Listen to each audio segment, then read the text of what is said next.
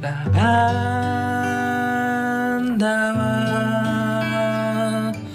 바다를 넘어 여행을 떠나자. 매일같이 폭염 경보가 울려대는 숨쉬기조차 힘든 날씨 속에서 여러분 한 주 동안 잘 지내셨는지요? 수원 축구가 한 주 휴식기를 가졌지만 저희 골다방 크루는 쉬지 않고 여러분들에게 많은 이야기를 들려드리고자 오늘도 어김없이 인사드리게 되었습니다. 요즘 올림픽이 한창 열리고 있는데요. 대한민국 선수들의 선전뿐만 아니라 스포츠가 주는 감동과 희열, 그리고 원하는 결과를 얻지 못하더라도 최선을 다했음에 박수 쳐줄 수 있는 이 시간이 굉장히 소중한 것 같습니다. 특히 스포츠 강국들 사이에서 우리나라 선수들이 정말 멋진 경기를 국민들께 보여드리고 있는데요. 멋지게 경쟁하고 있는 모습을 보니까 참 매 순간이 감동적이고 그런 것 같습니다. 스포츠에서 같은 목표를 두고 치열하게 최선을 다해서 정정당당하게 경쟁하는 모습이야말로 스포츠가 우리에게 주는 참된 감동이지 않을까 하는데요. 우리 수원 선수들도 우리 팬들을 위해서 승격이라는 목표를 두고 변성환 감독님께서 말씀하신 것처럼 지금 치열하게 훈련하고 최선을 다해 정정당당하게 싸우고 있습니다. 그리고 우리 서포터들도 각자의 방법으로 최선을 다해 정정당당하게 싸우고 있습니다. 그렇게 우리 함께하고 있습니다. 쉽지 않은 상황이지만 포기하지 않고 끝까지 싸우기로 다짐하면서 오늘도 그런 우리들에게 힘이 되어드리고자 쑥봉 전문가들 모셔봤습니다. 안녕하세요 패널분들, 인사 부탁드립니다. 안녕하십니까. 꼴다방 무승요정 무요 건었습니다. 반갑습니다. 네, 반갑습니다. 네, 안녕하세요. 청주 사는 개랑 털보 청개털 강윤입니다. 네, 강유님도 반갑습니다. 이제는 뭐 무효가 뭐 거의 캐릭터가 된 건가요?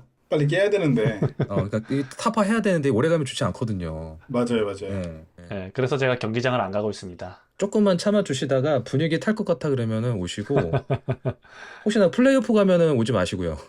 플레이오프 가면 당연히 안 가죠. 네, 집에서 찾아와. 하여튼 뭐 올림픽이 이제 한창인데 패널분들 올림픽 잘 즐기고 계십니까? 또 4년 만에 또 축제 아닙니까? 제가 살면서 올림픽을 이렇게 재밌게 본 게 언젠지 기억이 안 나더라고요. 이번 올림픽 너무 재밌어가지고. 맞아요. 네, 너무 재밌죠. 뭐 진짜 놀라기도 하고 뭐 감동도 받고 그러고 있습니다. 저는 축구가 없어서 그런지 흥미가 예전만 하진 않더라고요. 올림픽 축구 못 나갔으니까. 네, 제가 그 국가대표 축구를 썩 좋아하진 않거든요. 오히려 이렇게 반기지 않는 편인데도 불구하고 국제대회에 이게 한국팀이 없으니까 그 국제대회 자체에 관심이 크게 떨어지는 걸 좀 체감하고 있어요. 이런 생각을 하니까 우리가 가끔 축구협회에서 문제가 있을 때마다 저거 월드컵 떨어져 봐야 정신 차린다 막 이런 말 하잖아요. 맞아. 네, 맞죠. 네. 그러면 절대 안 되겠더라고요. 월드컵 때 우리 팀 없으면 그 재미가 흥행이, 네, 그 흥행이 떨어져가지고 리그에도 영향을 미칠 것 같아가지고 안 되겠다 이런 생각이 들더라고요. 떨어지게 하신 분은 대전가 있죠? 빵 드시러 갔죠? 네, 성심당. 대전도 떨어뜨리려고 가신 거지 뭐.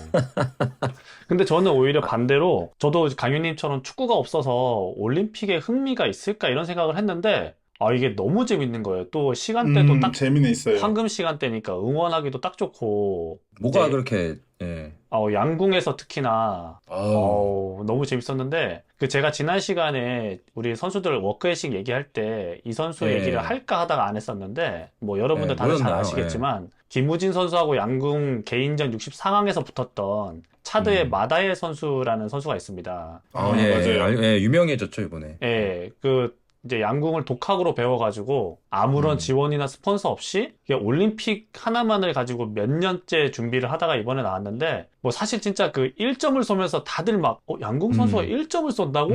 라고 하면서 약간 좀 비아냥거릴 뻔도 했는데 이 선수의 후스토리가 알려지면서 굉장히 이제 한국 팬들이 응원한다. 다음 올림픽도 꼭 봤으면 좋겠다라는 그런 얘기를 많이 했었잖아요. 그래서 그 선수를 보면서 진짜 저 선수가 보여주는 게 스포츠 정신이고 올림픽 정신이고 모든 스포츠 선수들이 배워야 되는 마음가짐이 아닌가 이런 생각을 맞아요. 했었습니다. 예. 얼마나 그 소중함, 그죠? 그렇죠. 예. 강유님은 뭐 이번 올림픽에서 뭐 좀 감동적이었거나 뭐 좀 특별하게 느끼신 점이 있으셨을까요? 저는 이제 우리 축구랑 연관돼서 우리가 이제 이런 말도 좀 지양해야 되는데 비인기 종목이라고 소위 부르잖아요. 그렇죠. 네. 그런 종목의 선수들이 이 올림픽을 나가기 위해서 얼마나 애를 썼을까. 왜냐면 그 올림픽을 나가고 안 나가고에 따라서 그 종목이 인지도 차이가 변하니까 맞아요. 그런 걸 생각하니까 또 굉장히 마음이 한켠으로 애잔해지기도 하고 또 그렇게까지 노력한 모습을 보니까 감동도 있고 그러더라고요. 이번에 탁구도 좀 멋있었고 뭐 문제는 많지만 배드민턴도 어쨌든 안세영 선수 너무 멋있었고요. 야, 안세영 선수 보니까 결승전인데도 상대를 갖고 놀던데요? 월드 클래스에 월드 클래스. 예. 또 그런 선수를 국가대표 한이만이 하고 있으니 그러니까요. 아, 참 그래서 정신 이제 못차리겠어요. 그 양궁의 협회장이 정의선 현대자동차 회장이잖아요. 그래서 이 기회에 양궁 협회장이 모든 협회를 다 관리해라. 지금 이런 얘기가 지금 나올 정도니까 같은 현대가 출신이 너무 비교되는 거 아닌가 싶어요. 그래서 그 얘기는 저희가 다음 주에 팟캐스트에서 다룰 겁니다. 정말입니다. 같은 정씨고 같은 형대가인데 이렇게 다를까? 이거 꼭 기대해 주시고요. 예, 다룰 거니까 기대해 주시고 이게 저 같은 경우는 건어스님이 얘기했던 그 양궁에서의 그 차드 국가대표 선수 얘기를 해주셨잖아요. 얼핏 기억나는 게 시드니 올림픽이었나 아테네 올림픽이었나 그 수영에서 아, 있어요. 그쵸. 아프리카 네. 국가인데, 그러니까 수영을 잘 못하는 국가인데, 이제 나와갖고 꼴찌를 했어요. 성적이 크게 벌어졌는데도 완주를 해요. 아, 그래서- 그 감동적이죠. 그래서 그런 모습이 정말 스포츠가 주는 감동이지 않을까. 성적뿐만 아니라 그런 생각이 들었고, 예전에 기억나시는지 모르겠지만, 강초롱 선수가 은메달 따고도 사격에서 은메달 따고도 이렇게 우는 모습이 나온 적이 있어요. 강초롱 선수 아세요? 알죠? 이거 알면 아재라 그러던데. 저는 모르니까 아직 아니죠. 아니 그냥 아재예요 그때. 근데 그때 그 울면서 그때 진우션의 그 에이오라는 가사가 이게 모티브가 돼요. 그래서 은메달 떠고도 너 울 때라는 가사가 있어요. 그래서 이게 강철홍 선수를 빗대서 만들었다는 좀 일화가 있는데 그때는 좀 금메달 우선주의였다면 요즘에는 좀 의식들이 많이 바뀐 것 같아요. 그러니까 그렇죠. 메달 다 3개 응원해주고. 네. 하지 않더라도 실패하더라도 많은 응원을 보내주고 또 우리가 뭐 비인기 종목이라는 말 자체가 그렇지만 또 그 선수들이 굉장히 선전했어요 이번 올림픽에. 그래서 그런 모습 맞습니다. 보면서 인생에 이거 하나만 보고 달려왔던 선수들 또 아쉬움이 있다면 같은 공감을 또 보내드리고요. 이걸 도약 삼아 더 성장했으면 좋겠고 많은 감동을 선사해준 이번 올림픽 많은 기억에 남을 것 같습니다. 그래서 이런 모습을 보면서 우리 선수들도 이런 간절함 그러니까 내가 하는 종목, 이 스포츠, 내가 하는 종목, 이 축구에 대한 소중함을 한 번 더 일깨울 수 있는 기회가 됐으면 좋겠다라는 좀 생각을 해봤습니다. 네, 이렇게 올림픽 이야기로 시작을 해봤고요. 오늘은 특별히 영화 이야기를 해볼까 합니다. 뭔 영화 이야기냐 싶으실 텐데 바로 요즘 축구 팬들 사이에서 굉장히 힙한 영화가 있습니다. 바로 수카바티 극락축구단이라는 영화입니다. 많은 축구 팬들이 이미 관람하신 것 같은데 이게 도대체 무슨 영화이길래 이렇게 핫한지 이야기 나눠보도록 하겠습니다. 먼저 말씀드리지만 이 영화는 강유님도 관람을 하셨고 저도 관람을 하고 왔어요. 이제 아직 건어스님은 관람을 못 하셨는데 제가 귀가 닳도록 얘기를 해드렸기 때문에 거의 아실 거고 또 이어서 나오는 이야기에 대해서 그냥 느끼신 점들 좀 솔직하게 또 질문하셔도 좋고요. 그런 형태로 오늘 좀 순서를 이어나갔으면 좋겠습니다. 그래서 이 영화 도대체 뭡니까? 왜 이렇게 핫한 겁니까? 이 줄거리 강효님께서 설명 좀 부탁드리겠습니다. 네, 우리 팟캐스트 청취자분들께서 영화를 보지 않고도 듣고 계신 분이 있을 수 있으니까 네. 제가 조금 길어지더라도 자세히 한번 설명을 해보겠습니다. 네네. 영화의 내용 자체가 K리그에 있는 중요한 역사에 대한 기록이기도 해서 그 부분에 대한 얘기도 또 자연스럽게 좀 해보겠습니다. 네. 영화는 안양태생의 그 다큐멘터리 감독이 이 도시화에 따른 재개발 등으로 과거를 잃어가는 안양에 대해 추억을 하면서 시작을 합니다. 그리고 우연히 들른 안양 종합경기장에서 열정적으로 응원하는 안양 서포터즈들에게 매료돼서 그들의 이야기를 듣게 되는데요. 자본의 논리에 따라 과거를 잃어가는 도시의 모습과 마찬가지로 자본의 논리에 의해서 팀을 잃었던 서포터즈의 모습이 오버랩되면서 현 FC 안양의 서포터즈 ASU 레드의 이야기가 시작됩니다. 프로축구 초기 충청 지역을 연구로 했던 럭키 금성 황소, 럭금이라고 불렸죠, 우리 어렸을 땐. 이 럭키 금성 황소는 사실상 무연고 상태로 여기저기를 다니다가 또 결국에는 이제 서울의 동대문 운동장을 사용했습니다. 그 동대문 운동장을 사용하다가 결국 자리 잡은 게 1996년 당시 LG전선, 현 LS전선 공장이 위치한 안양의 연고를 확정하면서 안양 LG 치타스라는 이름을 갖게 되는데요. 이 프로팀이 생기면서 자연스럽게 팀을 응원하는 지역 시민들이 생겼습니다. 그리고 이들 중 몇몇이 당시 유행하던 PC통신을 통해서 다른 지역의 축구 팬들과 소통하면서 서포터즈라는 정체성을 스스로 확립합니다. 뭐 이 과정에서 이제 재밌게 우리 수원의 서포터즈인 그랑블루가 등장하기도 하는데요. 지금도 이 서포팅 문화를 선도하고 있지만 한국의 서포팅 문화가 발상하던 그 초기에도 그 문화를 선도하던 우리 수원 서포터즈 조직에 이 안양 분들이 자극을 받아서 안양의 서포터즈 ASU 레드가 탄생합니다. 이렇게 결성된 레드는 매경기 열성적인 응원을 보냈고 안양 LG는 리그 우승을 하는 등 리그의 강팀으로 거듭나게 됩니다. 하지만 영광의 시절은 아주 잠시였죠. 2003년 리그를 4위로 마친 안양 LG 치타스는 대한민국에서 가장 큰 시장인 서울 연고의 구단을 그 축구협회에서 모집을 하자 바로 연고지 이전을 신청합니다. 부산과의 경쟁이 있었으나 부산이 철회하면서 단독 신청이 되었고 결국 안양 LG는 서울 연고 구단이 됩니다. 연고 이전은 불과 몇 개월 만에 진행된 일이었고 서포터즈 레드는 연고 이전에 대해서 전혀 모르고 있다가 하루아침에 팀을 잃어버리게 됩니다. 이때부터 이들의 존재를 지키기 위한 투쟁이 시작되는데요. 우선 팬들은 그 팬을 배신한 팀에 대한 항의를 시작합니다. 당시에는 팬을 존중하는 문화가 자리 잡기 전이라 서울 구단이나 이 서울시 행정은 그저 팬들을 탄압하는 방식으로 대응을 하는데요. 여기에 K리그의 다른 서포터즈 그룹들이 동참해서 도우려는 여러 가지 시도를 했지만 그것도 결국 무의로 돌아갑니다. 하지만 레드는 좌절하지 않고 안양 프로축구팀 창단이라는 새로운 목표를 세우고 이 창단을 위해서 가열차게 노력을 시작합니다. 영화를 보시면 나오지만 아주 눈물겨운 시도들 끝에 결국 2013년 FC 안양이 창단되며 이들의 노력은 결실을 맺게 되고 영화는 새로 생긴 내 팀에 대해 멋진 애정을 보여주는 레드와 이 팀의 컬러는 보라색이지만 왜 서포터즈는 레드인지를 다시 한번 강조하면서 끝맺게 됩니다. 네, 이렇게 영화 한 편을 지금 본 듯한 설명을 해주셨고요. 뭐 스포 당연히 있습니다. 스포 연고이전이라는 그 결과물이 스포가 이미 네, 나왔기 역사로 때문에 스포가 돼 있기 때문에 다 얘기해 주셨고요. 이렇게 또 줄거리를 보니까 건너스님은 좀 어떤 느낌이 드셨습니까? 뭐 얘기는 많이 들었어요. 이제 저희가 뭐 북패 하는 그런 얘기를 했었잖아요. 근데 이게 영화화 될 정도로 사실은 저는 그냥 연고이전을 이제 팬들이 당했고 내 팀이 사라졌고 마냥 슬프겠구나 이렇게 생각을 했는데 FC 안양이 탄생한 그런 비하인드 스토리가 엮여 있다라는 걸 알게 되니까 이 팬들이 진짜 얼마만큼 노력을 많이 했고 그동안 얼마나 많이 힘들었을지를 강규님이 설명을 들으니까 더 이렇게 좀 와닿는 것 같아요. 그래서 그냥 가볍게 좀 생각을 했었는데 내가 가볍게 생각할 만한 그런 게 아니라 정말 무겁게 받아들여야 되는 그런 역사구나라는 걸 좀 다시 한번 실감하게 되는 것 같아요.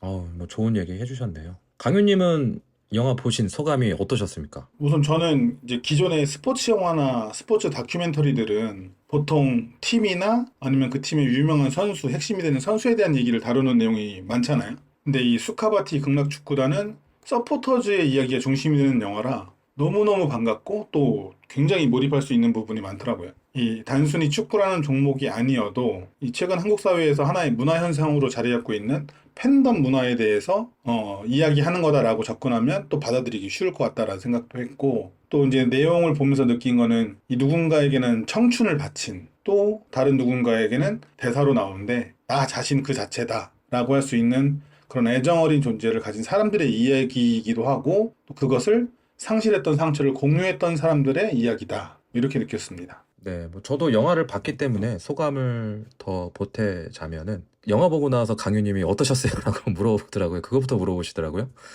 가장 먼저 말씀드렸던 게 뭐 소신 발언일 수도 있는데 솔직히 영화 자체로만 봤을 때는 솔직히 기대했던 것보다는 좀 떨어졌었어요. 왜냐하면 뭐 스토리 흐름이나 연출력이라든가 특히나 이게 K리그를 위아더 원, 뭐 위아더 월드 하자는 건지 아니면 뭐 FC 안양에 중점을 둬서 이들을 위로하고 뭐 그런 것에 중점을 둬서 얘기를 하자는 건지 이게 약간 뒤로 갈수록 모호하거든요. 그래서 그거에 대한 좀 아쉬움은 제가 먼저 언급을 했었는데 그럼에도 불구하고 이 영화를 보고 나서 느낀 점 하나는 인디 감성.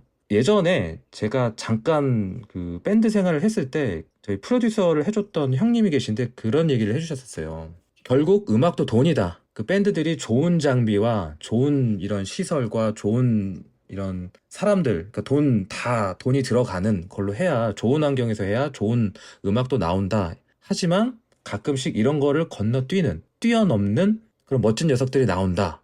그래서 그런 말이 저는 떠올랐거든요. 그래서 이런 감성이 충만한 인디 영화다. 그리고 그 자체로 충분했다. 그러니까 앞서서 제가 말씀드렸던 뭐 주제의식이나 이런 걸 다 떠나서 그냥 그 감성 하나로도 되게 충만했던 영화였던 것 같습니다. 그래서 여러분들 안 보신 분들 있으시면 꼭 보시라고 추천드리고요. 이 작품을 이야기할 때 빠질 수 없는 사건이 있죠. 바로 안양 LG 치타스의 연고 이전 사건인데요. 영화 보고 오신 김에 이 연고 이전 사건, 안양 LG 치타스의 연고 이전 사건에 대해서도 강효님께서 설명 좀 부탁드리겠습니다. 아시는 분들은 잘 아시겠지만 지금의 FC 서울은 2004년에 새로 창단한 구단입니다. 그들은 뭐 이전의 역사를 이어간다 주장을 하겠지만 이 연고 이전이란 행위로 인해서 스스로 과거를 부정한 꼴이 되었기 때문인데요. 스포츠 역사에 연고를 이전한 팀들은 많습니다. 대표적으로 뭐 우리가 너무나 잘 아는 LA 다저스도 뉴욕 브루클린에 있었던 팀이기도 하고 시장을 옮긴 거기도 하고 여러 가지 연고 이전들이 있는데 이 서울 FC처럼 이것으로 크게 지탄을 받는 팀은 좀 드뭅니다. 서울 FC. 지탄받는 이유는 이 서울과 이후에 생긴 이 팀의 팬덤의 행동들 때문이라고도 할 수 있겠는데요. 먼저 연고 이전 과정에 대해서 좀 설명드리면 대한축구협회와 프로축구연맹은 2002년 월드컵 개최 이후에 서울 월드컵 경기장 상암 경기장을 사용할 서울의 연고팀을 창단하려고 했습니다. 근데 한국 시장에서 그것을 창단하기 위해서는 대기업의 힘이 필요했고 그것에 관심을 가진 기업이 전혀 없었어요. 그래서 결국에는 기존의 팀을 서울로 옮기겠다는 좀 지금으로서는 이해할 수 없는 결정을 하게 됩니다. 이에 따라서 부산과 안양이 신청을 했고 부산이 철회를 합니다. 이것 때문에 이제 부산 별명을 실패한 페륜이라 해서 실패 뭐 이렇게 부르기도 하는데 아 그래서 실패구나. 네. 성남은 중패 뭐 이렇게 부르기도 하고요. 아무튼 부산이 신청 철회를 하면서 이것도 서포터즈의 반대가 굉장히 큰 것 때문에 했던 걸로 알아요. 결국 안양이 단독으로 신청을 하게 되고 서울 연고로 이전하는 초유의 사태가 발생합니다. 이 프로스포츠에서 없어서는 안 되는 것이 팬인데 안양에 자리 잡은 이후 열성적인 팬들의 뒷받침에 강팀으로 거듭나고 있던 와중에 팬들을 배신하고 연고지 이전을 선택한 게 아주 큰 문제였죠. 그리고 또 이 과정에서 팬들에 대한 배려 따위 없이 그저 큰 시장을 독점하려는 모기업의 자본적인 판단만 있었고 팬들에 대한 사과 또한 제대로 이루어지지 않았습니다. 반발하는 안양 팬들을 행정력에 기대서 탄압할 정도였습니다. 1인 시위를 하거나 이러면 경찰 병력을 이용해서 탄압하고 그랬거든요. 그로 인해서 서울은 시작이 좋지 않았기 때문에 한동안은 제대로 된 서포터즈 모임도 운영되지 않을 정도였고요. 이후 박주영 등 스타 플레이어들을 영입하면서 점차 늘어난 팬들이 이제 서포터즈 그룹을 만들었지만 또 이들은 지난 역사에 대해서 팀의 과오를 인정하고 또 피해를 받은 안양 팬들에 대한 사과의 마음을 갖기보다는 연고 복귀 같은 표현을 쓰면서 상처받은 팬들에게 오히려 상처를 덧나게 하는 행동을 하더라고요. 이런 일련의 행위들로 인해서 서울과 서울 팬들은 아무리 좋은 성적을 내더라도 리그의 다른 팬들에게 제대로 인정받기 어려워졌습니다. 연고 이전 얘기가 좀 나오니까 안양 LG 말고도 한 팀이 더 있죠. 바로 부천 SK의 제주 연고 이전입니다. 부천 SK에서 제주 SK가 된 건데요. 이 부분에 대해서도 모르시는 분들이 꽤 많으신 것 같더라고요. 그래서 이 연고 이전 사건은 건너스님께서 짤막하게 소개해드리도록 하겠습니다. 제주 유나이티드는 1982년 유공 코끼리 축구단이라는 명칭으로 대한민국 두 번째 프로축구단으로 창단했습니다. 처음부터 부천이 연고가 아니었고 당시에는 서울, 경기, 인천 지역에 연고를 둔 팀이었는데 1996년도에 한국 프로축구연맹의 서울연고 공동화 정책, 이 공동화 정책이라는 거는 서울을 연고로 하는 팀들을 비운다는 뜻입니다. 아무도 서울시에 연고를 가질 수 없게 하는 정책에 따라서 부천으로 연고를 이전하면서 명칭을 부천유공, 1997년 10월에는 부천 SK로 구단 명칭을 변경하면서 엠블럼도 변경했습니다. 근데 이게 그 공동화 정책이 나쁘게만 볼 수 없는 게 지역 축구 발전을 위한다라는 명목이 있어서 서울보다는 지방 쪽에 연고 구단을 만들기 위해서 했다고 하더라고요. 그렇죠. 이게 그 김영삼 대통령이 지역 행정을 그렇죠. 이제 활성화하는 네. 방안의 하나로 이제 같이 한 건데요. 근데 어쨌든 이 모기업인 이 SK의 투자가 이제 부재했고 IMF가 터지면서 이제 부천 SK 구단의 이제 운영이 어려움을 겪게 됐습니다. 부천 SK 시절에는 홈구장을 목동구장을 사용했었는데요. 2001년도에 부천 종합운동장으로 이전하면서 부천 시대를 열었으나 축구단 운영 사정은 나아지지 않았습니다. 모기업의 투자는 없었고 단장 또한 축구단 운영에 매우 비관적인 인물이었기 때문에 주축 선수들을 팔아먹는 등 주먹구구식 운영을 보여줬습니다. 그러다가 2003년에 소버린 사태로 인해서 SK그룹의 존망 위기까지 몰리면서 축구단 매각이 검토되었으나 흐지부지 되었습니다. 이제 소버린 사태가 잘 수습되고 단장도 바뀌면서 축구단이 정상화되나 싶었는데 2006년 2월 2일에 제주 서귀포시로 이전한다는 발표를 해버리고 맙니다. 이 연고 이전의 핵심은 이제 부천 SK의 클럽하우스 문제였는데요. 이 클럽하우스 부지가 재개발됨에 따라서 새로운 클럽하우스 부지를 구해야 되는 상황이었고, SK는 부천시에 새로운 클럽하우스 건설을 위한 부지를 제공해달라고 했으나 부천시가 단칼에 거절해버립니다. 새로운 부지 매입에 큰 돈이 들었기 때문에 SK 입장에서는 부담이었고, 따라서 구단은 부천시의 유지, 제주도로 연고 이전, 제3회 지역으로 연고 이전을 놓고 외부 용역 조사를 실시했으나 서귀포시가 클럽하우스 부지를 무상으로 제공하겠다고 하면서 서귀포시로 연고 이전을 결정합니다. 근데 지금 우리가 알고 있는 부천 FC 1995는 2007년도에 당시 부천 SK 팬들을 중심으로 창단을 했는데요. 이 과정에서 SK 지원이 있었다고 합니다. 그리고 이제 제주 서포터즈들이 이제 부천 이제 팬들한테 항상 미안하다는 그런 메시지도 전달을 했었고, 그렇기 때문에 FC 서울과 좀 차별화되는 그런 모습이 아니었나 싶고요. 그렇기 때문에 이제 부천 SK와 이제 제주 유나이티드는 안양과 FC 서울처럼 앙숙인 관계는 이제 아닌 것으로 이제 보입니다. 같은 그러니까 연고 이전인데도 조금 결이 다른 일이 좀 벌어진 것 같은데 이렇게 두 사건을 요약해 봤고요. 그 패널분들께서는 이 연고 이전 자체를 어떻게 바라보고 계신지 궁금하네요. 저는 이 청주 사람이라서 연고 이전에 대한 경험이 또 한 번 있습니다. 청주에 연고를 두었던 SK나이츠, 청주 SK나이츠가 2000년도 우승을 하고 바로 이듬해 서울로 연고로 옮겨서 서울 SK나이츠가 됐어요. 이 청주 팬들이 열렬한 지지를 받던 팀이 한순간 사라지니까 지역민들은 막 반대 서명 운동도 해가지고, 그때가 50만이 안 되는데 25만 이상이 서명을 했고 막 그 정도로 대단하게 열심히 의제를 보였는데도 결국 그 의견은 무시당했습니다. 그리고 나이츠의 기억이 있기에 치타스의 야반도주 또한 저도 좀 충격이었어요. 저희가 겪고 난 뒤 이제 4년 뒤에 있었던 일이니까요. 우리와 라이벌, 그러니까 우리는 수원이죠. 수원과 라이벌 구도를 형성하던 강팀이 한순간에 팀을 버리고 떠났다는 게 이게 믿기지도 않았고, 안양이라는 도시에 별다른 애정이 없는데도 불구하고 굉장히 안타깝고 애잔한 감정이 생길 정도로 좀 놀라운 일이었습니다. 네, 이어서 어너스님도 말씀해 주시죠. 어떻게 생각하시는지. 저는 처음에 준비했던 멘트를 좀 바꿔야 되지 않을까 싶은데, 저는 처음에는 이제 양쪽이 다 피해자라고 생각을 했거든요. 그러니까 팬도 피해자고 구단도 피해자다. 이게 왜냐면 프로축구라는 게 결국에는 정치권의 압박을 이겨내지 못하면서 기업들이 축구단을 운영을 했잖아요. 그리고 이제 기업들은 당연히 수도권에 머물고 싶겠죠. 서울이나 이런 쪽으로. 근데 뭐 안양 LG 치타스나 유공 코끼리, 천마 일화 같은 경우에는 서울 연고 공동화 정책으로 인해서 어떻게 보면 어쩔 수 없이 약간 경기 지역으로 연고지를 반강제로 이전하지 않았나라는 생각도 들었거든요. 근데 물론 이제 거기에서 잘 정착을 했어야 되는데, 이제 지자체와의 마찰로 인해서 정착할 수 없는 상황에서 연고 이전을 했다고 저는 생각을 했어요. 그렇다고 해서 그 구단이 한 게 뭐 타당하다, 뭐 이렇게 정당화할 수는 없지만, 그래도 어쨌든 구단에서도 약간의 그런 피해를 보지 않았나라는 생각이 들고, 근데 어쨌든 저희가 FC 서울을 북패라고 부른다거나 하는 것도 연고하는 과정, 그리고 연고한 후에 그런 대처가 매끄럽지 않았기 때문에 저희가 그렇게 부르지 않나 싶고요. 그리고 이제 팬들이 받았던 심정은 말로 할 수 없을 것 같아요. 제가 이제 그 수카바티 피칭 영상이라고 하는 그 영상에서 그 손호빈 감독님이 이런 말씀을 하시거든요. 안양은 서울에서 기피하는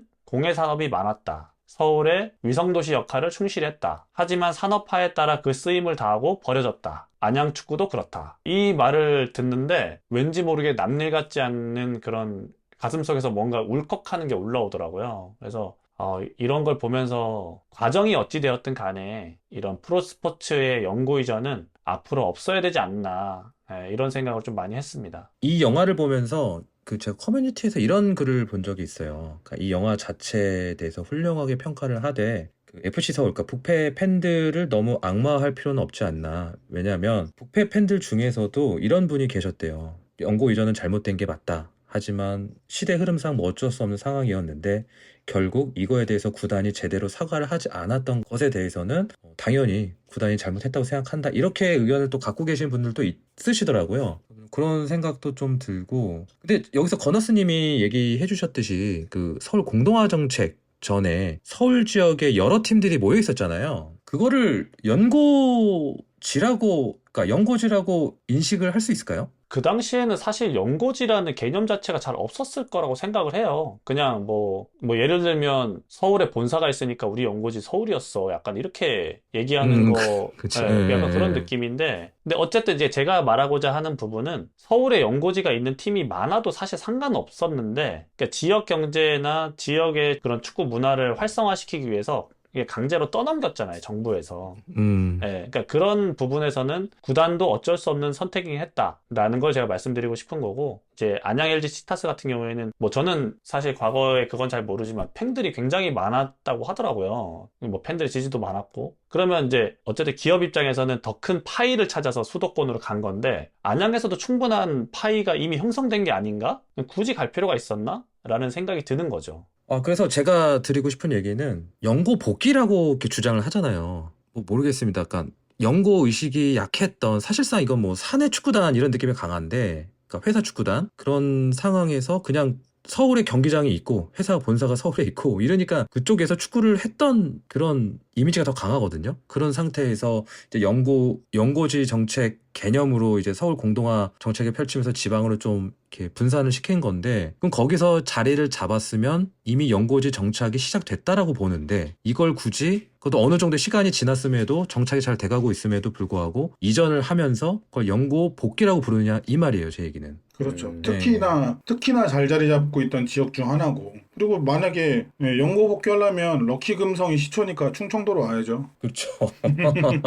근데 이제 복귀는 거기가 맞지. 네. 근데 이게 보면은 아까도 제가 말씀드렸지만 서울, 경인, 인천 지역에 연고를 둔 팀이라고 했잖아요. 애초에 그러면은 안양 LG 치타스 같은 경우는 그렇게 얘기한다면 서울에서 안양 가는 것 자체가 이미 그쪽으로 연고 이전한 게 아닌 거잖아요. 이미 연고지가 서울, 경인, 인천, 광범위한 지역이 연고지니까. 근데 그거를 굳이 연고 복귀다? 근데 사실 그렇게 말하는 것도 좀 웃긴 것 같아요. 예, 그러니까는 이게 말이 연고 복귀란 말은 진짜 희대의 넌센스지 않을까 좀 그런 생각을 했는데, 그렇게 자꾸 주장을 펼친단 말이에요. 옛날에 동대문 축구단이 있어서 그게 시초다 약간 이렇게 얘기하시는 것 같은데. 그러니까. 예. 그 조축 시절 얘기하면은 그럼 어느 팀이든 다 서울로 가면 연고 복귀게 그러면? 그렇죠. 그런 거 아닌가요? 그냥 자기들끼리 위로하고, 그러네. 예, 자기들끼리 뭔가 나쁜 사람 되기 싫으니까 그런 소리 하는 건데, 인정할 거 인정하는 게 뭐가 그렇게 어려운지 모르겠어요. 그러게 말이에요. 예. 그거를 인정해야지 넘어설 수 있는 건데. 좀 답답한 것 같습니다. 예. 그렇다면은 이 연고 이전이 왜 잘못된 거라고 우리가 이렇게 인식을 하고 그렇게 생각하는지, 사실 타 종목에서는 좀 흔하잖아요. 아까 해외 사례도 말씀해 주셨고, 좀 어떻게 생각하세요? 왜 잘못된 거라고 우리가 인지를 하는 건지. 저희는 아이러니하게도 지역팀이 아닌 팀을 응원하고 있는데. 그렇죠. 그렇죠. 제가 주변 사람들하고 축구 이야기를 할 때 수원 삼성을 응원한다고 하면 가장 먼저 듣는 소리가, 강원도에 살면 강원 FC를 응원해야지 왜 수원 삼성을 응원하냐, 이런 말이거든요. 예. 그만큼 어떤 스포츠든 간에 지역 밀착화가 되게 중요하다고 생각을 해요. 예, 아까도 말씀드렸지만 당연히 기업 입장에서는 시장도 크고 수요도 있는 수도권으로 가고 싶겠죠, 다들. 그런데 만약에 모든 팀들이 수도권으로 이전한다고 가정했을 때 프로스포츠를 즐기는 인구가 과연 더 늘 것이냐? 저는 그렇지는 않은 것 같아요. 그리고 우리는 이미 연고 이전으로 인한 아픈 과거를 가지고 있잖아요. 이전한 팀을 새로 응원하는 팬에게도 상처가 되고, 떠난 팀을 응원했던 팬들에게도 상처가 되고, 우리 팀도 언제 떠날지 모른다는 불안감을 가지기 때문에 다른 팬들에게도 상처가 되기 때문에, 이게 어떤 면을 보더라도 장점보다는 단점이 크다고 생각해서 저는 연고 이전은 좀 바람직하지 않다, 이렇게 생각합니다. 이어서 강유님도 이야기 좀 부탁드리겠습니다. 네, 저는 방금 말한 프로농구 청주 SK나이츠를 좀 더 해보고 싶은데요. 그러고 보니까 여기도 SK이고 여기도 목적지가 서울이네요. SK가 좀 이전을 잘해요. GSK구만. 아니, 벌써 이제 20년도 지난 일이라 이제는 서울 SK나이츠가 익숙하신 분들이 더 많으실 겁니다. 김태술 선수 이런 선수들 기억하면서. 근데 이 나이츠는 청주 시절 청주 팬들에게 아주 큰 지지를 받았어요. 이젠 추억의 이름이 된 한이발, 조상현, 서장훈 등의 스타 플레이어들이 있었고, 오랜만에 듣네. 네, 이들의 활약에 힘입어서 2000년 우승까지 차지합니다. 연일 그 플레이오프는 제 기억으로 연일 만원 중이었고 저도 굉장히 어렵게 티켓을 구해서 한 경기 봤던 기억이 나요. 예, 만약 계속 청주에 있었다면 저는 어쩌면 축구 팬이 아닌 농구 팬이 됐을 수도 있겠다라는 생각도 합니다. 계속 있었다. 네. 네, 프로팀이 있으니까요. 이 나이츠는 청주체육관에 대한 보수 문제부터 시작해서 이 시행정에서의 관심을 계속적으로 요구했는데 부천 SK 이야기처럼 청주시가 무관심으로 일관을 했고 이에 불만을 가진 나이츠가 결국 연고를 이전하는 사태가 발생합니다. 네. 이 열광적인 팬들을 두고 서울로 떠났기에 아직도 청주 사람들에게 SK라는 기업의 이미지는 좋지 않은데요. 실제로 얼마 전에 이제 청주 지역에 있는 반도체 기업인 하이닉스가 네. SK에 인수됐어요. 네, SK 하이닉스죠. 근데 네. SK가 인수된다니까 지역 시민들이 굉장히 불편해하는 사람들이 아직도 있더라고요. SK 걔네 별로잖아 말하면서. 이 나이츠의 연고 이전은 여러 가지 문제를 좀 가져왔는데 나이츠가 떠나고 2011년 KB국민은행 여자농구단이 청주에 오기 전까지 10여 년간 청주는 프로팀이 없는 도시였습니다. 그 덕에 프로스포츠의 불모지 취급을 받았고 팬들이 받은 충격은 물론 또 지역에 프로스포츠가 없기에 지역 스포츠 열기 자체가 굉장히 침체됐습니다. 작년에 이제 충북청주 FC 창단을 했잖아요. 네. 저는 그 이후로 굉장히 크게 느껴지는 게 어린아이들이 충북 청주 유니폼 입고 돌아다니는 걸 보는 거예요. 지역에 축구팀이 있다는 게 그렇게, 그러니까 프로팀이 있다는 게 그렇게 중요하다라고 느낀 게, 또 축구는 좀 파이가 큰 스포츠니까요. 지역민들이 점점 관심을 갖고 프로축구가, 프로스포츠가 그 지역에서 어떤 열기를 띠고 활성화가 되고 그 지역에 활기를 가져올 수도 있는 거거든요. 충북 청주 유니폼을 입고 있는 아이들이 꼭 엘리트 선수로 성장하지 않더라도 팬심을 유지한 상태로 자라면서 지역 스포츠에 열기를 더할 수 있는 거고, 또 그 산하 유소년 팀으로 들어가서 엘리트 선수가 된다면 지역의 선수풀도 늘어나고 이런 프로리그 전체의 선수풀들이 늘어난 결과가 발생하기 때문에 이런 장점도 있고 여러 가지 좋은 프로스포츠 팀이 지역에 끼친 영향이 굉장히 크다고 생각을 해요. 그런데 그런 팀이 팬들을 배신하고 연고를 이전한다는 것은 뭐 그 모기업의 이익이 있을 수는 있겠지만 결국 결과적으로는 전체적으로 아주 큰 손해를 야기하는 행위다. 저는 이렇게 생각을 하게 되더라고요. 네, 그도 그럴 것이 제가 제대한 부대가 얼마 전에 가보니까 없어졌더라고요. 아예 그냥 해체. 그래서 기분이 그 부대에 터는 있는데 다 없는 거야. 아무런 그게. 그러니까 기분이 참 묘해요. 제가 군대 시절을 그 추억마저도 그 힘들잖아요. 군대 시절이. 근데도 그 힘든 시절도 추억인데 지나고 나서 추억인데 그마저 이제 사라지니까 너무 묘하고 아쉽더라고요. 하물며 본인들의 삶과 동일시할 정도로 응원했던 팀이 없어지고 다른 곳으로 옮겨간다면 상실감은 감히 어떻게 이해할 수 있을까? 뭐 그런 생각이 좀 드는 것 같습니다. ASU 레드라는 안양 서포터즈가 연고 이전 이후 가만히 있었던 것이 아니었습니다. 영화를 보시면 정말 많이 노력을 했더라고요. 몰랐던 부분을 좀 알게 됐었고, 그러니까 저처럼 몰랐던 사람들에게 알리는 좋은 효과가 되었다고 생각하는데 어떤 노력을 했는지 좀 짧게 이야기해 보도록 하겠습니다. 안양 지역에서는 연고 이전 반대 집회와 1인 시위 등을 이어갔습니다. 네. 그리고 상암 월드컵 경기장에서 열리는 국가대표 평가전에서는 항의 문구를 적은 걸개를 걸기도 했고, 또 2004년 연고 이전을 한 서울 FC의 개막전에서는 이거 제가 하는 말이 아니라 당시 중계하던 앵커의 발언을 그대로 옮긴 겁니다. 서울 FC. 서기철 아나운서였나요, 당시에? 네네네. 서울 FC. 서울 FC라고 계속 말을 하길래 이 팀은 서울 FC구나라고 저는 그렇게 알고 있어요. 네. 네. 서울 FC의 이 개막전에서 항의 퍼포먼스도 했었고요. 그 영화를 보면 이제 나오는데 그런 행위라도 하지 않으면 안 될 정도로 이 레드분들의 울분이 대단했던 걸로 보였어요. 멋진 것은 그 울분의 에너지를 더 생산적인 방향으로 돌려냈다는 건데요. 바로 FC 안양의 창단입니다. 이 네 팀을 가지겠다는 일념하에 시민구단의 필요성에 대해서 행정과 정치권에 지속적으로 어필을 했고 결국 그 뜻을 이해한 자치단체장을 만나면서 팀을 창단하게 됐습니다. 말씀하신 그 아나운서가 알면서 일부러 서울 FC라고 한 거예요? 그건 아닌 것 같아요. 그러니까 약간의 그때만 해도 왜 아나운서나 캐서들이 축구 전문적이지 않다 보니까 그냥 FC 서울 FC 이거 막 헷갈려 하시는 분들 굉장히 많잖아요. 지금도 그러고 계시고 일부러 그런 것 같지는 않은데 희대의 아이러니 넌센스가 된 거죠. 난 또 매기려고 일부러 또 그렇게 한 줄 알았지. 그런 건 같지는 않죠. 이게 그 영화에 이 장면이 나오는데 너무 웃기더라고요. 맞아요. 그 편집을 넣었더라고요. 네. 서울 FC의 선축으로 경기 시작됩니다. 딱 그때 보면은 그런 인터뷰가 나와요. 그런 퍼포먼스, 항의 퍼포먼스를 한다고 해서 이미 결정된 팀이 되돌아올 수 있는 게 아니라는 걸 안다. 하지만 우리가 거기에 더럽힐 수는 있을 것이다. 거의 진짜 저는 뭐 레지스탕스 보는 느낌이었거든요. 그래서 그 의지가 대단했고 그 팬들이 제안서도 준비를 막 했었잖아요. 왜 이게 언제든 좋은 기회가 되면 이 제안서를 바로 이렇게 들이밀 수 있게 준비도 착실히 하셨고 여론전도 하셨고 특히나 저는 그 좀 울컥했던 게 시에서 계속 이게 거절이 됐었잖아요. 시의회에서 창단이. 그러다가 마지막에 창단이 딱 통과됐을 때 그거를 그 방청객에서 이 서포터분들이 보시면서 됐다 하면서 막 환호하던 그 엄숙해야 되는 엄근진해야 되는 그 의회장에서 예, 그렇게 했다는 게 굉장히 축구 팬으로서 울컥울컥 하더라고요. 예. 짜릿한 부분이기도 하고 진짜 좀 감동적인 부분이기도 했습니다. 예, 그러니까 진짜 그 수년간 준비했던 그 아픔을 딛고 수년간 준비했던 게 이루어졌을 때 그 느낌이 어떨까? 그런 게 잘 상상이 안 가요. 예.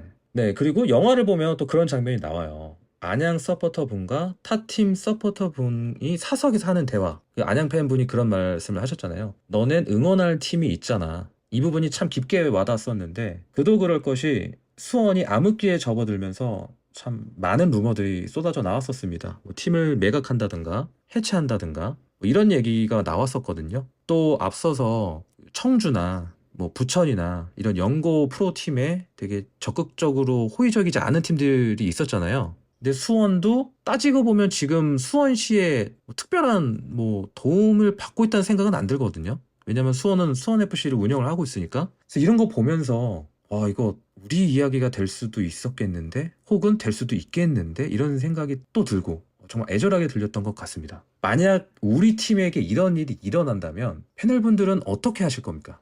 저는 강원FC가 원주로 이전한다면 응원을 고려해 볼 수 있을 것 같은데 저는 그게 아니라면 국내 축구는 더 이상 관심을 가지지 않을 것 같아요. 그러니까 제가 뭐 오래된 K리그 팬도 아니고 응원하는 팀이 있으니까 그냥 국내 축구에 관심을 가지는 거지 응원하는 팀이 없는데 뭐하러 국내 축구를 보겠어요, 제가. 해외 축구 요즘 잘 나오는데. 그래서 저는 아스날에 더 올인을 할 것 같습니다. TV 채널 속에 먼 곳을 선택하시겠다는 그렇죠. 다짐이었고요. 강윤님은 어떻게 하실 거예요? 저도 뭐 상상하기도 싫은데 일단은 그래도 만약에 그렇다라고 가정을 한다면 K리그를 떠나지 않을까 싶기도 해요. 두 분 다 네. 똑같은 말씀이시네요. 충북 청주 있으니까 뭐 가보기는 하겠지만 축구는 좋아하니까 그렇게 수원을 응원하던 것처럼 열정적으로 서포터즈석에 가서 응원하고 싶을 생각은 안 들 것 같고 그냥 동네에서 하는 프로리그가 있다 볼 수 있다 정도의 마인드로 가서 볼 것 같아요. 그거 아니면 뭐 저는 또 이제 아스날 좋아하니까 아스날 집중하겠죠. 수원 옷 사던 거 돈으로 다 아스날 옷 사겠죠. 저도 비슷한 것 같은데 제가 한 5년 전? 몇 년 전이지? 한 몇 년 전만 해도 제가 약간 서울 이랜드에 대해서 약간 호감을 갖고 있었어요. 그러니까 팀이 처음 창단하던 방식이나 잠실을 연고로 하고 있는 모습이나 이런 것들이 약간 호감을 갖고 있어서 조우종이 옛날에 저한테 물어본 적이 있습니다. 형은 수원 없어지면은 서울 이랜드 응원할 거지? 이렇게 물어본 적이 있어요. 섣불리 제가 대답은 못하는데 고민을 하고 있더라고요. 없어진다면 그 팀으로 응원을 바꾸지 않을까 이 생각을 했었는데 제가 점점 수원을 사랑하면서 그런 생각은 전혀 안 들더라고요. 내가 이 팀에 쏟는 애정과 사랑과 충성심을 과연 이 팀이 없어진다고 해서 다른 팀에 똑같이 쏟아부을 수 있을 것이냐를 생각해 봤을 때 전혀 그러지 않을 것 같아요. 그래서 저도 만약 이 팀이 없어지거나 연고 이전을 한다면 국축이죠. 국축을 접지 않을까? 국축 접고 FC 코리아나 하려고요. 아유, 무슨 FC 코리아를 해요. 답답하면 니들이 뛰던가 시전하면 되지. 그래서 직접 뛰면 됩니까? 네, 조기 축구나 열심히 나가고 풋살이나 열심히 하면 되죠. 네, 그래서 저희 패널분들 포함 저희 골다방 크루는 수원 삼성이 연고 이전하거나 해체하면은 K리그 판을 떠나는 걸로 여기서 공식 박제하도록 하겠습니다. 영화에 나오시는 여성 팬분의 인터뷰가 있는데 그걸 보면은 좀 재밌어요. 맨날 축구장 가니까 주말마다 축구장 가 계시니까 그 엄마, 그 가족분들이 야, 한 번 정도는 축구장 안 가고 가족들이랑 있으면 안 되냐 이렇게 또 말씀을 하셨다 그러더라고요. 근데 이 여성 팬분이 그 말이 굉장히 섭섭하게 느껴졌다는 장면이 있습니다. 이거 남 얘기 아니잖아요? 그렇죠, 그렇죠. 확실한 건 제 얘기는 아닌 것 같아요. 버너스님 그 정도 애정은 아니다. 저는 사정상 한 달에 한 번 정도 축구를 보러 가잖아요. 뭐 갈 때마다 많은 팬분들을 보면서 옛날에 아마 제가 지미스한테 그런 얘기 했던 것 같은데 야, 저분들한테 과연 축구란 뭘까? 이런 걸 한번 얘기한 적이 있거든요. 저분들에게 수원 축구가 이 K리그가 뭐길래 이 황금 같은 주말을 써가면서 이 경기장으로 오게 만드는 걸까? 이런 얘기를 한 적이 있었는데요. 요즘에 제가 다시 조기 축구를 하면서 느꼈던 게, 이 주말이 오는 게 너무 설레고 막 기다려지는 거예요. 그러니까 이 매주 경기장을 찾는 팬분들의 마음이 조금은 이해가 가더라고요. 물론 팀이 못하면 스트레스는 받을지언정 그 경기장을 가는 그 순간이 얼마나 설레고 기쁘겠어요. 그렇기 때문에 그 영화에 나오신 여성분도 그렇게 매주 경기장을 찾지 않으셨을까 그런 생각이 들었습니다. 네, 이거 저 거너스 말에 보태서 조금 더 말씀을 드리면 이 거너스가 뭔가를 받아들이는 거에 있어서는 굉장히 진입장벽이 높아요. 그러니까 스며드는 거에 있어서는 굉장히 높은 친구예요. 그래서 제가 이 친구를 스며들게 하기 위해서 16년, 17년도부터 엄청 꼬셨거든요. 근데 그때도 이런 얘기를 해댔었죠, 저한테. 근데 이 친구가 지금 최근 한 2년, 3년간 축구 보러 가는 자체 굉장히 여건이 어렵습니다. 이건 제가 알고 있기 때문에 한 경기 가는 것도 굉장히 큰 마음 먹고 가서도 굉장히 고생해야 되는 상황이에요. 아시는 분은 아시겠지만 그런 상황이기 때문에 그런 상황에도 불구하고 올해 그 빈도수가 늘었어요. 팀이 2부에 떨어졌음에도 불구하고 그래서 가고자 하는 의지가 굉장히 늘었어요. 그거 보면서 본인 이야기는 아니다라고 뭐 별로 감이 안 온다고 하는데 웃기고 있네라는 말씀 드리고 굉장히 이 친구에게도 뭐 많이 스며들었다 뭐 그런 말씀을 좀 드리고요. 강유님은 좀 어떠셨어요 이 인터뷰? 근데 저도 뭐 제 생각들, 제 일화들이 막 떠올랐죠. 과거에 연애를 하던 시절에 축구 때문에 싸웠던 기억 이런 것도 떠오르는데 이 주말인데 동감. 네, 주말인데 일단 새벽에 유럽 축구를 봐야 돼요. 아스날 경기 보고 아스날과 라이벌 팀들의 경기들을 살펴보면서 결과가 이렇구나, 우리 순위가 어느 정도 되겠다 보고, 그리고 이제 주말이니까 아침에 조기 축구 나갔다가 끝나고 밥 먹으면서 맥주 한잔 먹고 자빠져 잤다가 오후에 일어나서 수원 경기 챙겨보고 나면 9시거든요. 그럼 이제 데이트를 못하니까 그 데이트 못한다고 막 서운해하느라 그 마음을 달래주느라 굉장히 고생을 했던 기억도 나고, 또 이제 대학생 때는 돈이 없잖아요. 그렇죠. 그러니까 일주일 동안 그 이번 주말에 축구를 보러 가겠다라고 마음을 먹으면 일주일 동안 용돈을 아껴가지고 편의점에서 컵라면을 사 먹는 거예요. 점심 때. 다른 애들은 밥 먹으러 가도 그럼 어쨌든 그 돈 모으면 어쨌든 축구 한번 보러 왔다 갔다 할 수 있는 돈이 생기거든요. 그러면 애들이 너는 왜 같이 밥 안 먹냐고 서운해하기도 하고 타박도 주고, 밥 먹고 나서 이제 당구 게임 쳐야 되는데 그런 거 이제 다 꾹꾹 참으면서 돈 모아서 이제 주말에 빅버드 간다는 생각으로 설레했던 그런 기억들도 떠오르더라고요. 일단은 여자친구분 입장에서 잘 헤어지신 것 같고요. 그 성남 FC 응원가인가 그거 있지 않아요? 그쵸? 여자친구 생일인데 나는 지금 여기 있네. 이거 듣고 계시는 분들 여자친구보다 축구가 우선입니다. 아시겠죠? 항상 우선입니다. 저분은 여자친구가 없습니다. 네. 어쨌든 저희 다 똑같은 것 같고요. 저도 이게 이제 인생의 한 삶이 돼서 일단 시즌 일정이 나오면 그거부터 봐요. 이게 누구 결혼식이랑 겹치는지, 제 당직 근무가 언제인지, 그래서 이런 것부터 보고, 그래서 뭐 결혼식 안 간 것도 꽤 됩니다. 지금 이거 듣고 있을지 모르겠는데 몇몇 분들한테는 다른 핑계 대고 축구장 가고 이제를 위해서 근데 부주는 했어요. 그래서 죄송하다는 말씀을 드리고, 이게 축구 팬 어쩔 수 없습니다. 이게 맞아요. 어쩔 수 없습니다. 동감하신다면 소리 지르시고요. 다음으로 좀 넘어가겠습니다. 만약 LG가 연고 이전을 하지 않고 계속 안양의 자리를 잡았었다면 어땠을까? 이런 상상 해본 적 없으세요? 저는 우선 이제 그 당시부터 이어져 오던 지지대 더비가 지금의 슈퍼매치를 대신했겠다라는 생각을 그렇죠. 좀 하게 되더라고요. 당시 안양의 팬수가 적지 않았으니까 지금까지 이제 프로축구가 이렇게 인기 있는 정도까지 왔으면 더 레드의 그렇죠. 규모는 커졌을 테니까 정말 치열한 라이벌 매치가 됐을 것 같고, 이 더비는 같은 지역권을 공유하는 팀들 간의 대결에 붙는 이름이잖아요. 그렇죠. 그러니까 뭐 지지대 더비라기보다는 경기 남부 더비 뭐 이런 식으로 이미 이름이 붙지 않았을까 이런 생각도 들고, 또 삼성전자와 LG전자라는 국내 가전을 대표하는 그렇죠. 스폰서들을 가진 팀이 경기니까 뭐 일렉트로닉 매치 뭐 이렇게 붙지도 않았을까 뭐 이런 생각을 좀 하게 되네요. 일단 휴대폰은 삼성이 이겼습니다. TV는 누가 이겼습니까? TV는 LG가 이겼지. 에어컨은요? 에어컨 LG죠. 그렇죠. 에어컨은 캐리어죠. 캐리어요? 나 지금 소름 돋았는데, 설마 우리 집 하고 이사한 지 얼마 안 됐잖아요. 에어컨을 빠는데 LG네? LG가 에어컨은 잘 만들긴 하나 봐요. 핸드폰 빼고 가전은 LG죠. 하죠. 근데 여기서 삼성폰 쓰시는 분이 안 계시잖아요. 그러네. 아, 저희 어머니가 삼성폰 쓰십니다. 저도 제 와이프가 아. 삼성폰 씁니다. 네, 그렇게 어물쩍 넘어가고요.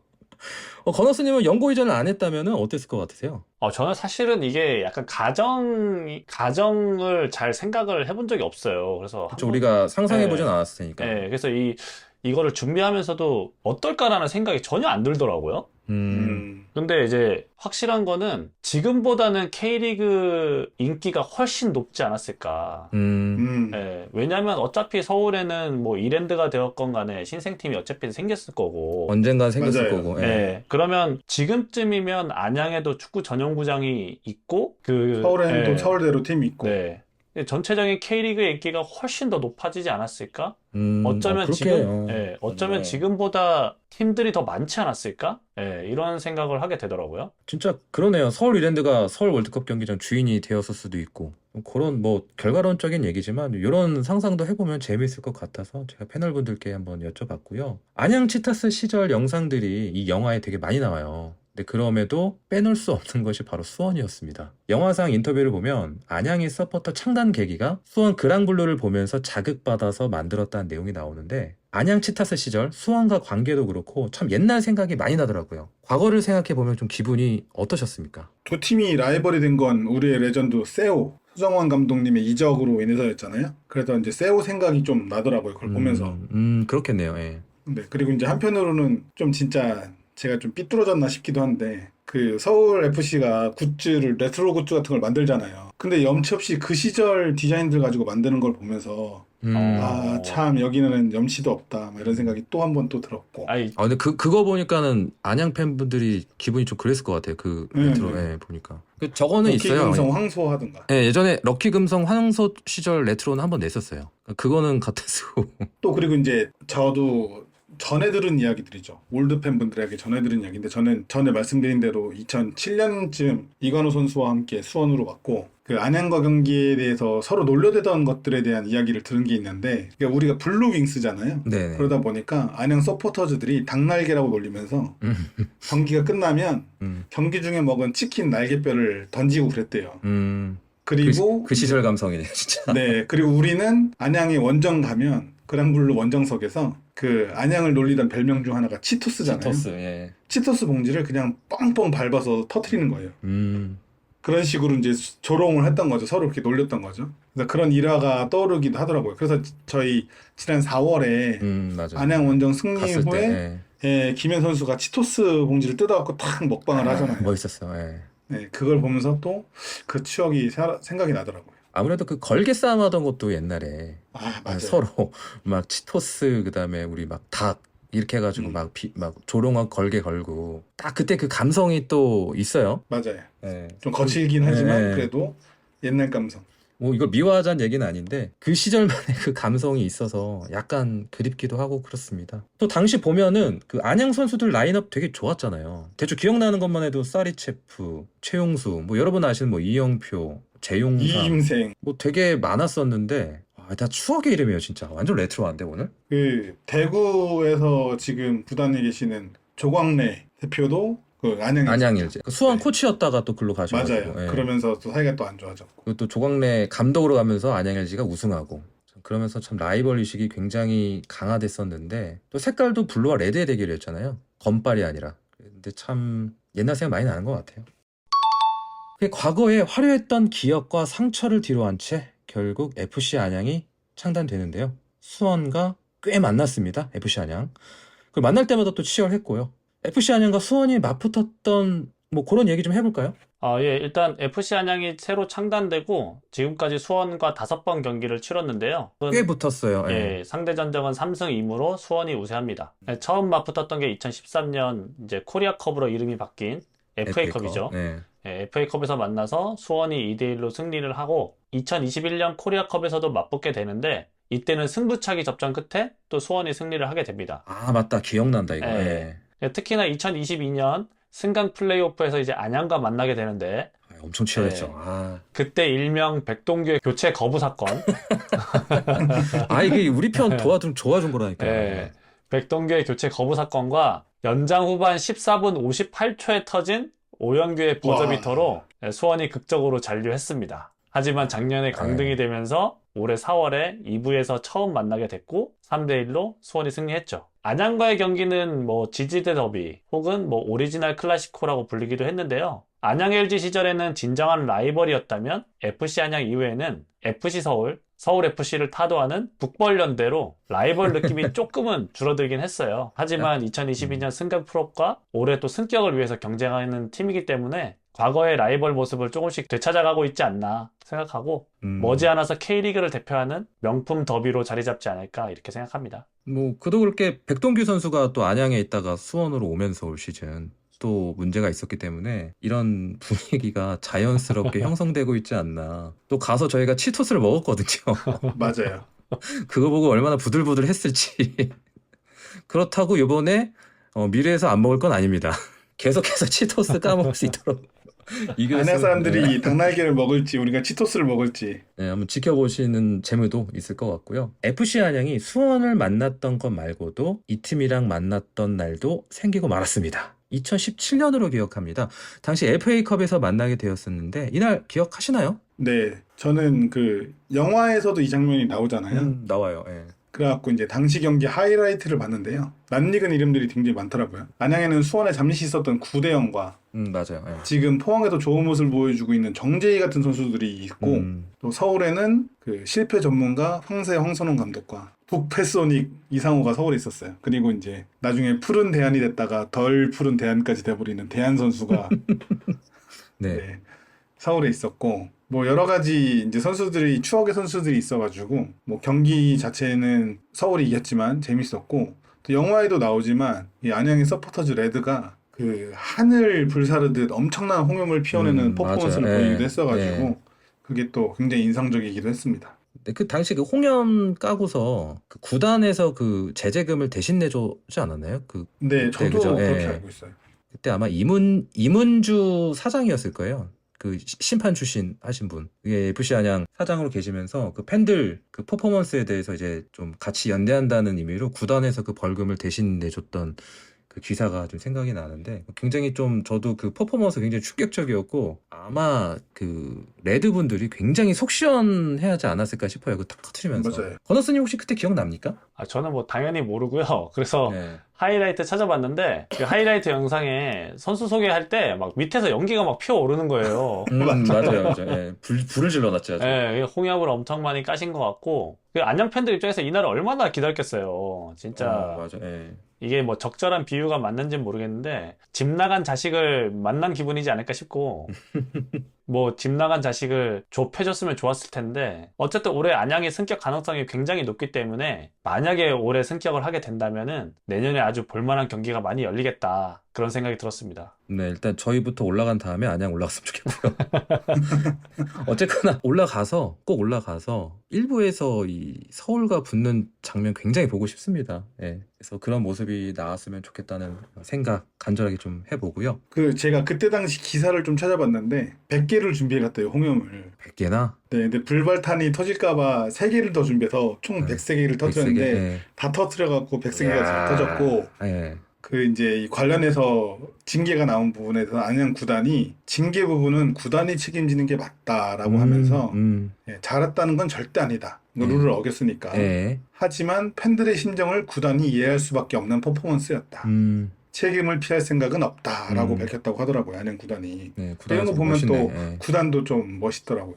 멋있네요, 진짜. 예. 아무튼 다음에 만나면 어떤 일이 벌어질지 기대하고 있겠습니다. 이렇게 영화에 대한 이야기 나눠봤고요. 마지막으로 각자 이 영화를 보신 소감. 건너스님은 영화를 안 보셨어도 이 내용을 아시니까 이 소감 한 줄 평으로 부탁드리겠습니다. 네, 저희 응원가사 중에 이 사랑에 후회는 없어 라는 말이 있잖아요. 네. 네, 거기에 더해서 이 사랑의 끝도 없어를 보여준 영화가 아닌가 이런 생각이 이 사랑의 들었습니다. 끝도 없어. 예. 네, 이 사랑의 끝도 없어. 좋은 한 줄 평이고요.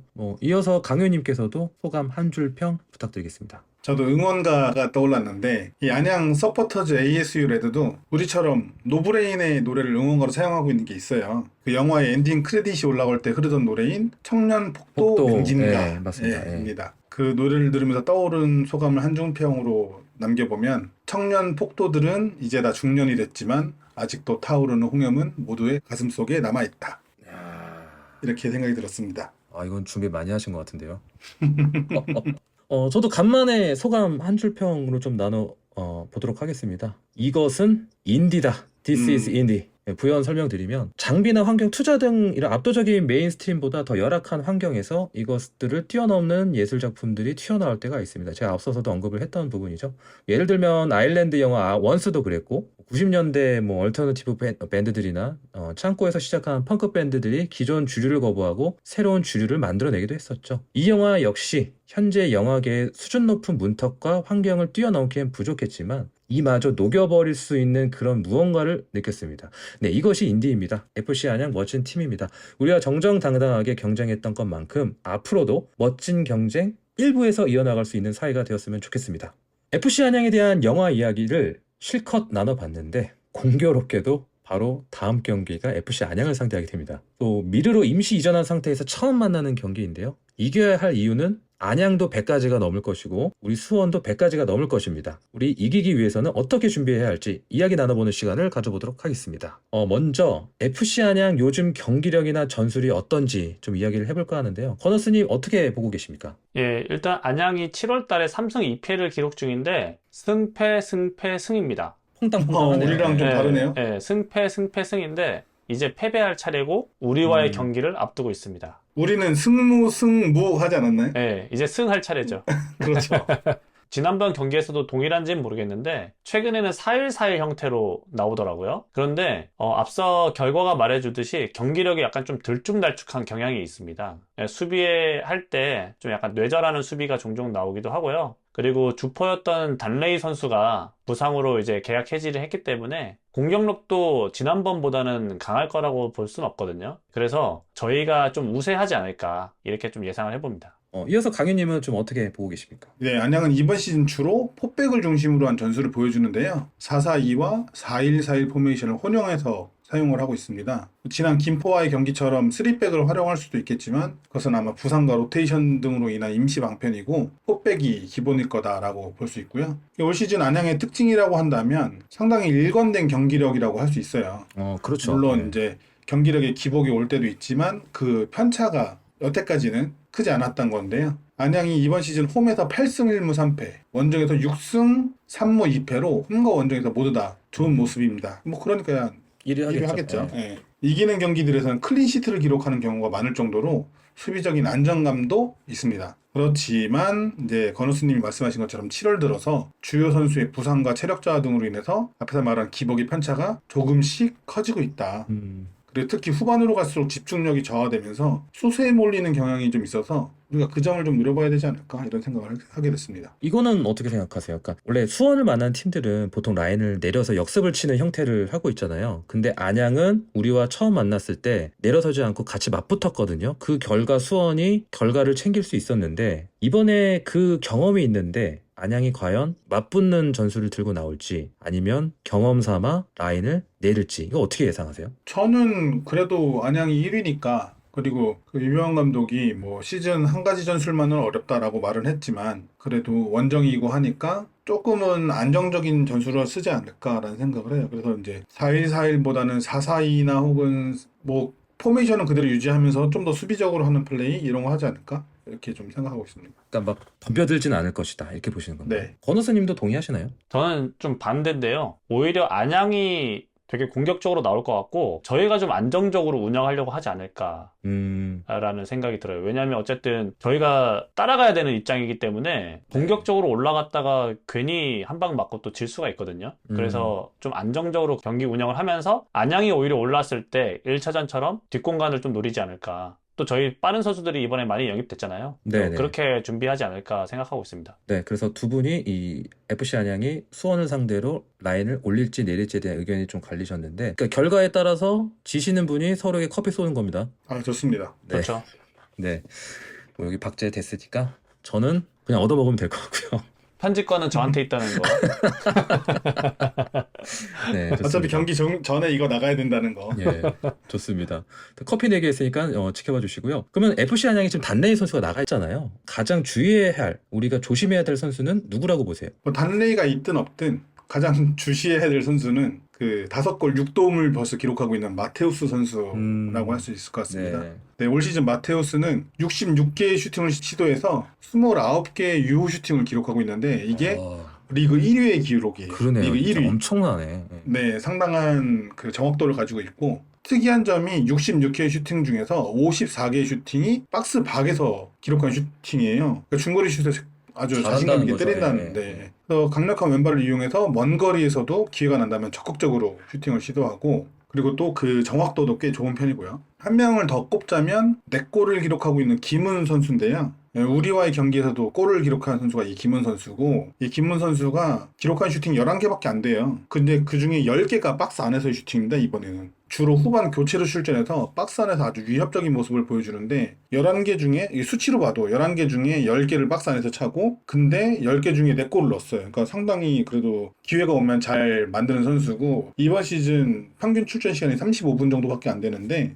후반 쪼크로 나와서의 역할을 제대로 해주고 있다. 그러네요. 알토란 같은. 네. 그렇게 볼 수 있습니다. 마테우스 선수 같은 경우는 지금 말씀해주신 거 보니까 슈팅 자체를 많이 안 내주도록 적극적으로 사전에 차단해야 된다는 좀 생각이 드는 것 같고요. 후반에 들어오면은 그 김은 선수에 대한 집중력 잃지 말아야 될 것 같다는 생각을 해봤습니다. 커너스님은 누구를 가장 주의해야 된다고 보십니까? 과거 수원에 있었던 한희권 선수를 좀 조심해야 되지 않을까. 요번에 영입됐죠? 네. 네, 뻥이고요. 저도 네. 뭐야? 아니 저 그 하이라이트보다 깜짝 놀랐어요. 한희권? 저 뭐야 저거 언제 저기 갔어? 근데 폼은 나쁘지 않더라고요. 벌써 어시스트도 하나 기록하고. 네. 예전에 그 지미스가 저한테 저 한희권이 진짜 잘할 거라고 했던 네, 기억이 나면서 어딜 봐서 저게 죄송합니다. 잘한다는 거지라는 생각을 속으로 했었는데 어쨌든 저도 당연님이랑 똑같아요. 마테우스 선수 당연히 조심해야 될 것 같고요. 그 백동규 선수의 걸레 수비를 한번 다시 보여줘야 되지 않을까 그렇게 저도 생각하고 그래서, 있습니다. 네, 백동규 선수 나왔으면 좋겠어. 네, 상황에 맞아요. 따라서 출전 기대해보고 마테우스 선수 얘기하는데 제 2한마디 드리고 싶습니다. 파울리뉴 선수가 안양 수비진들에게 악몽을 성사해줬으면 좋겠습니다. 그렇다면 우리는 안양의 어떤 부분을 조심하고 어떻게 공략을 해야 할지 커너스님부터 의견 부탁드립니다. 저희가 3골 먹으면 4골 넣으면 된다고 생각하기 때문에요. 이번에 영입된 마일라 선수하고 파울리뉴 선수가 안양 선수들에게 지옥을 보여줄 거라고 생각합니다. 지옥 그 이상을 보여줬으면 좋겠습니다. 네. 네. 그래서 본프렐의 전법이군요. 네.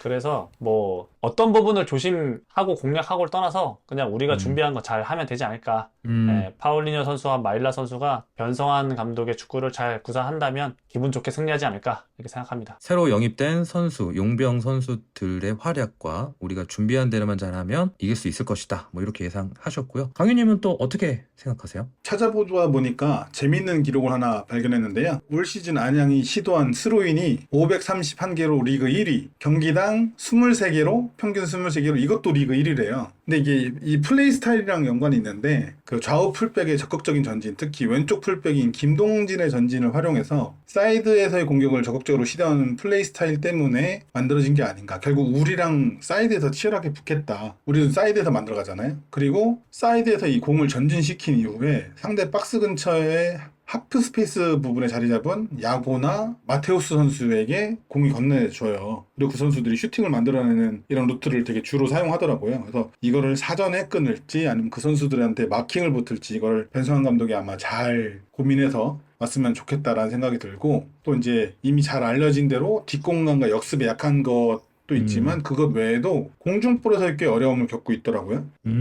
예, 올 시즌 공중볼 경합 승리가 450개로 리그에서 9위예요. 이건 또 의외네요. 네, 높이를 잘 활용하지도 않고 또 높이에 대응하는 것에도 어려움을 겪더라고요. 그래서 변상환 감독이 어떤 선택을 할지는 잘 모르겠지만 정교한 역습 방식을 좀 잘 준비하면 좋겠고 만약에 우리가 오히려 점유율을 가져가게 된다면 지공을 하게 된다면 높이를 적극적으로 활용해보면 좋지 않을까 이런 생각도 좀 하게 됐습니다. 그리고 이건 제 개인적으로 경기들을 쭉 지켜보면서 느낀 건데 골키퍼 김다솔의 캐칭이나 이 패링이라고 하죠. 손바닥으로 쳐내는 네네. 패링이 아쉬움이 좀 있더라고요. 특히 이 패링 시에 공을 밖으로 쳐내는 게 아니라 자기 앞으로 떨어뜨리는 경우가 많더라고. 이게 아마 캐칭을 하려다가 놓친 게 아닌가, 패링을 제대로 못한 게 아닌가 이런 생각이 들고 그러면서 상대에게 세컨볼 찬스를 허용하는 경우가 되게 많았습니다. 그 지난 안산전에서 그 모습이 또 잘 나타나기도 했는데 안산이 기록한 3골 중에 2골이 다 골키퍼 세이브 이후에 발생한 세컨볼로 인한 득점이었어요. 그러니까 이 점을 좀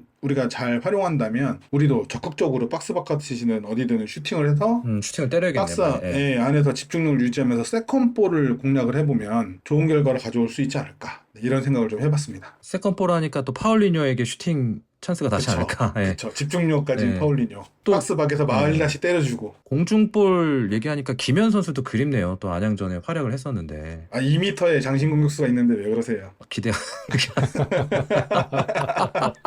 있으면 뭐 하냐고 헤딩을 못 하는데. 참 재밌네. 하여튼 뭐 기대가 많이 됩니다. 그래서 사이드가 또 치열하게 맞붙을 것 같은데 사이드 수비, 그러니까 상대의 사이드 공격을 제어할 수 있는 준비도 잘 해서 나가야 된다는 또 생각도 들고, 뭐 감독님께서 잘 생각을 하셨을 거라 생각을 합니다. 여름 이적 시장 아웃된 선수도 많고 부상 선수도 있고 시즌 초반과 다르게 FC 안양이 흔들리고 있습니다. 지금 남은 기간 FC 안양의 전망을 어떻게 예상하십니까? 네, 그 달레이라는 선수가 내 골밖에 기록은 못했어도 좋은 폼과 활동량으로 날개 공격수들이나 미드필더들이 살아날 수 있도록 되게 도움을 많이 준 선수라고 생각을 해요. 근데 이 선수가 시즌 아웃이 됐기 때문에 대체 선수로 니콜라스라는 선수를 영입을 했거든요. 이 니콜라스도 키가 188cm고 몸무게가 80kg로 아주 당당한 체격을 갖고 있더라고요. 그래서 이 선수의 활약 여부가 안양의 후반부에 중요한 키가 되지 않을까. 그리고 또 김동진, 김영찬, 이창용, 이태희라는 이 주전 포백 라인에 대한 의존도가 상당히 높아요. 이 선수들이 로테이션을 돌아도 이 중에 한 명은 꼭 나올 정도로 계속 쓰이고 있어서 이 선수들 중에 이탈자가 발생할 경우 이 수비에 어려움이 발생할 텐데 이걸 어떻게 대처하느냐, 이게 안양이 좀 후반기에 중요한 포인트가 되지 않을까. 이런 데서 문제가 생기면 내려올 거고 이걸 잘 지켜내면 이 상태로 가지 않을까 이런 생각을 하게 됐습니다. 네, 뭐 이런 말씀 좀 죄송하지만 전남 드래곤즈, 서울 이랜드, 기타 중위권을 형성하고 계신 K리그2 여러분들 조금만 힘내셔서 안양만 집중적으로 조져주셨으면 좋겠습니다. 저 사람도 견제해야죠. 네, 견제해야죠. 우리만 견제하지 말고. 자, 그래서 두 패널분들이 보셨을 때 FC 안양과의 경기 결과, 이게 중요하죠. 어떻게 예상하십니까? 예측이 아니라 바람이게 됐는데 결국엔 자신감을 무조건 가지세요. 예. 무조건 이겨야 되는 경기니까 이긴다는 가정하에 예상해 보면 안양은 지는 경기에서 다 실점하는 경우가 많아요. 이기는 경기는 무실점하는 경우가 많고, 그렇기 때문에 만약에 우리가 이긴다면 2대0이나 지난번처럼 3대1, 3대0으로 수원이 승리할 거라고 생각합니다. 결국에는 뚫어야 된다. 뚫어야 네. 무너뜨린다. 예, 좋습니다. 승리를 예상하셨고요. 버너스님은 경기 결과 어떻게 예상하십니까? 네, 저도 뭐 예상이라기보다 희망사항인데요. 저도 동일하게 2대0 예상하고 마일라 선수가 데뷔골을 넣지 않을까. 네, 그렇게 생각합니다. 뭐 두 분 믿음이 많이 부족하신 것 같습니다. 바람이라뇨. 확신입니다. 이건 2대1로 이깁니다. 2대1로 이기는데 실점은 합니다. 수원이. 그리고 파울리뉴 선수가 반드시 넣습니다. 예, 기대해 주시고요. 오늘도 역시 많은 이야기 여러분들께 들려드렸던 것 같습니다. 저희의 지식이 짧아 잘못됐거나 불편한 점이 있으셨다면 넓은 아량으로 양해 부탁드리겠고요. 이제 용인 미르로 가서 경기를 치러야 하는데 그 첫 경기인 FC 안양 꼭 잡아서 좋은 출발을 했으면 좋겠습니다. 끝으로 안양전을 대비하는 우리 선수단에게 패널분들의 응원 문구 한 번씩 듣고 우리 이 시간도 마무리하도록 하겠습니다. 올 시즌 빅버드 마지막 경기에서 승리하지 못해서 선수들이 되게 아쉬운 마음이 클 것 같아요. 그래서 이번 미르에서는 또 첫 경기니까 화끈하게 승리해서 그날의 아쉬운 마음을 모두 털어버리셨으면 좋겠고요. 우리에겐 승리뿐이다. 이 말을 꼭 지켜주실 거라 믿습니다. 이어서 강유님도 시원한 응원 문구 부탁드립니다. 네, 저는 영화를 보면서 수카바티라는 뜻에 대해서 처음 알게 됐는데요. 이 안양이라는 도시의 뜻이 수카바티, 즉 극락이라는 뜻이더라고요. 근데 극락인 안양을 떠나왔으니 미르는 어디겠습니까? 지옥이겠죠? 이 원정팀의 지옥이 될 겁니다. 우리가 이번 시즌 홈승률이 그렇게 높은 편이 아닌데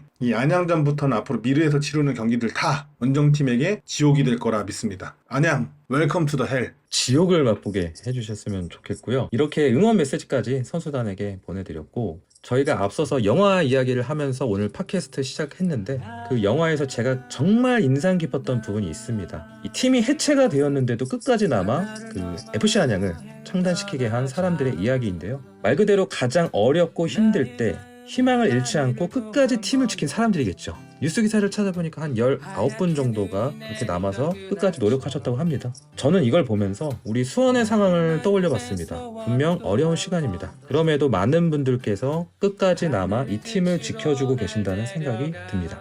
그리고 저희 골다방 크루도 저희 개개인이 수원 팬덤 안에서 유명해지는 것 이런 것 따위에 신경 쓰지 않고 수원을 위해 끝까지 함께하는 그룹이라는 소리가 듣고 싶어졌습니다. 얼마 전에 침착맨이 방송에서 나와가지고 한 인터뷰가 제 기억에 많이 남아요. 본인이 올리는 그 영상을 매일같이 올리면 그 들으시는 분들은 자장가처럼 듣고 주무신대요. 그만큼 편하다는 얘기겠죠. 일상 속으로 스며들었고 이 팟캐스트도 여러분들께 그 자장가 같은 존재가 됐으면 좋겠습니다. 더욱 노력하고 팀을 위해 싸워나가겠습니다. 여러분들께서도 함께해 주셨으면 좋겠습니다. 오늘은 여기까지 하고 물러나도록 하겠습니다. 늦은 밤입니다. 오늘도 골다방 크루와 함께해 주셔서 감사합니다. 얼른 빨리 안양전이 왔으면 좋겠습니다. 여러분 오늘도 평안한 밤 되시길 바라겠습니다. 감사합니다. 안양 1위를 우리에게 양보하세요. 편안한 밤 되세요. 축하 파티가 수원의 축하 파티가 되기를. 방금 안양으로 이행시 한 거 아니에요? 넘어가시죠. 수고하셨습니다. 수고하셨습니다. 하늘의 끝으로 날 데려가